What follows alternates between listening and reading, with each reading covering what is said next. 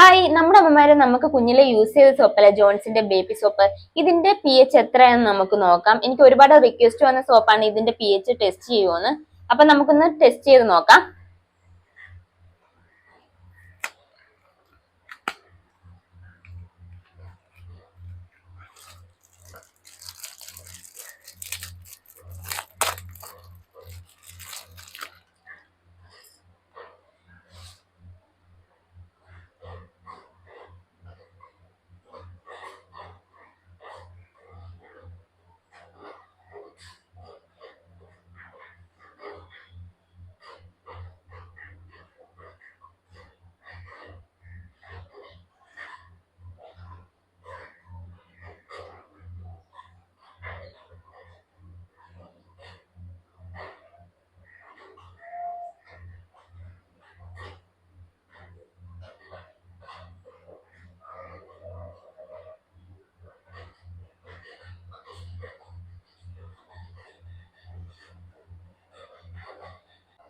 നമ്മുടെ സ്കിന്നിന്റെ pH വരുന്നത് 4.5 to 5.5 ആണ്.